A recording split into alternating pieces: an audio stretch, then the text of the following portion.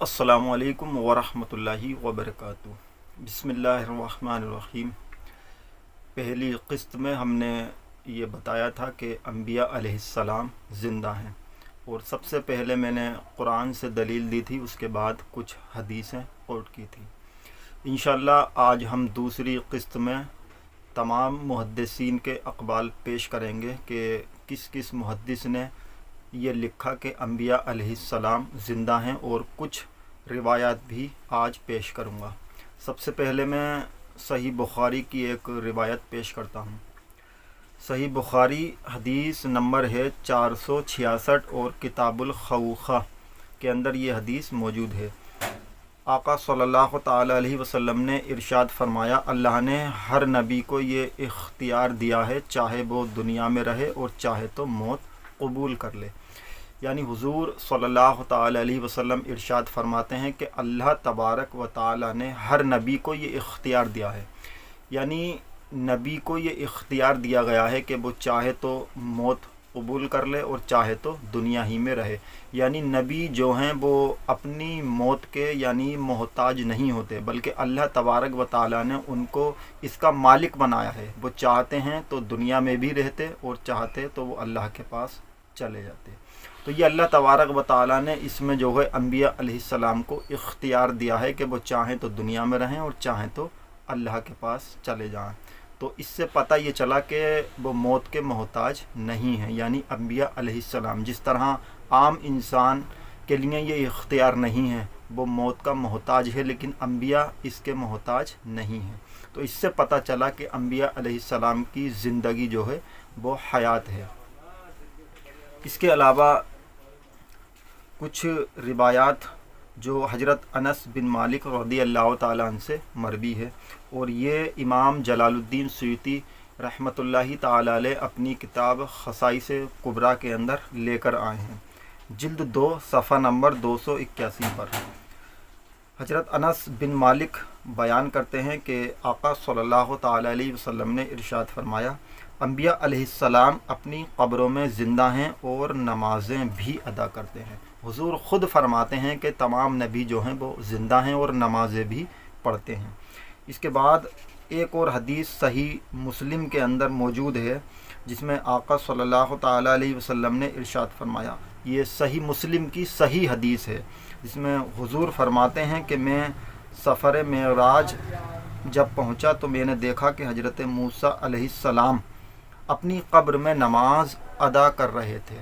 یعنی جب میں حضرت موسیٰ علیہ السلام کی قبر سے گزرا تو میں نے دیکھا کہ حضرت موسیٰ علیہ السلام جو ہے وہ اپنی قبر میں نماز پڑھ رہے تھے، نماز ادا کر رہے تھے۔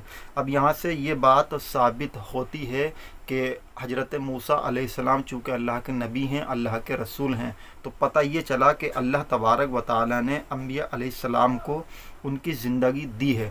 وہ زندہ تھے تبھی تو قبر میں نماز ادا کر رہے تھے۔ جب جو لوگ یہ کہتے ہیں کہ مر کر مٹی میں مل گئے، تو جب مر کر مٹی میں مل گئے تو پھر حضرت موسیٰ علیہ السلام کیسے نماز پڑھ رہے تھے؟ تو ان لوگوں کا عقیدہ، ان لوگوں کا یہ کہنا بالکل باطل ہے، اور ان کا عقیدہ درست نہیں ہے۔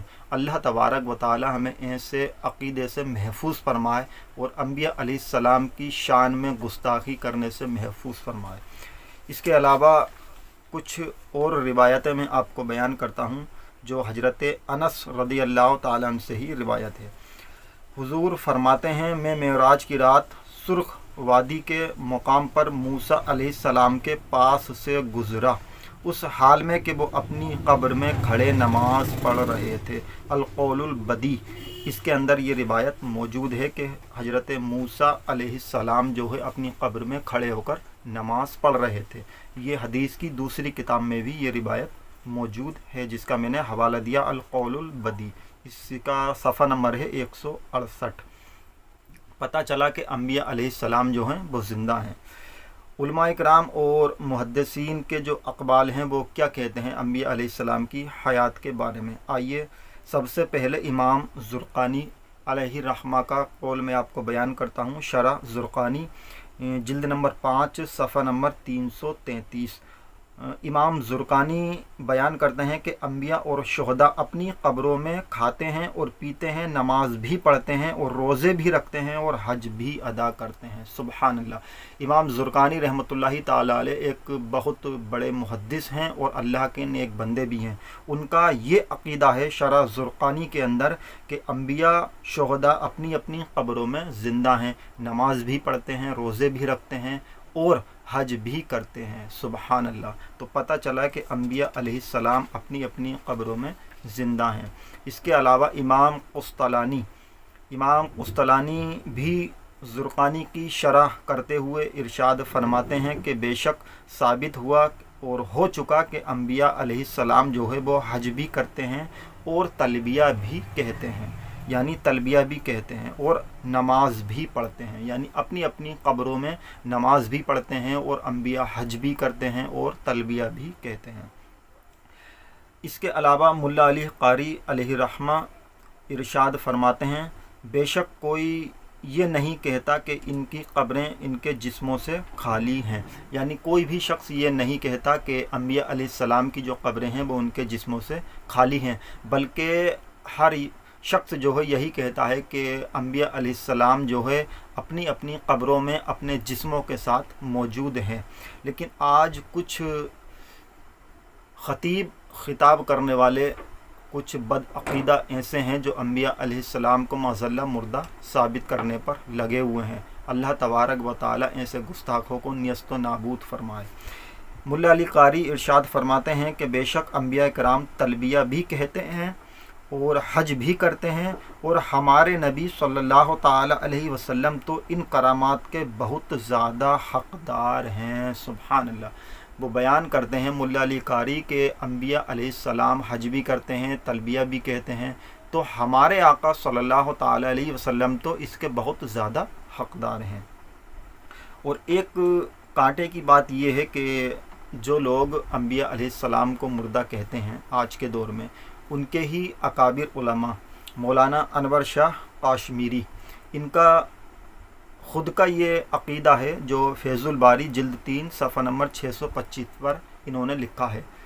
अल्लामा अनवर शाह काश्मीरी जो दारुल उलूम देवबंद के बहुत बड़े आलिम दीन माने जाते हैं और आज इन्हीं के मानने वाले आका सल्लल्लाहु ताला अलैहि वसल्लम को और अम्बिया अलैहिस्सलाम को मुर्दा साबित करने पर लगे हुए हैं। यानी उस्ताद का ये हाल है कि वो अम्बिया को ज़िंदा कह रहे हैं और चेला जो है उनको मुर्दा कह रहा है। अल्लाह अकबर। कैसी अजीब बात है, कैसा दौर आ गया है। तो अल्लामा अनवर शाह काश्मीरी कहते हैं कि शुहदा के मुताल्लिक बहस कर चुके हैं, जिसका हसल यानी असल ये है कि वो ज़िंदा हैं और मुराद ये है कि वो जिंदों जैसे काम करते हैं, यानी वो ज़िंदा हैं और ज़िंदा जैसो काम भी करते हैं। ये अनवर शाह काश्मीरी साहब ने फैज़ुल बारी जिल्द 3 सफ़ा नंबर 625 पर लिखा है।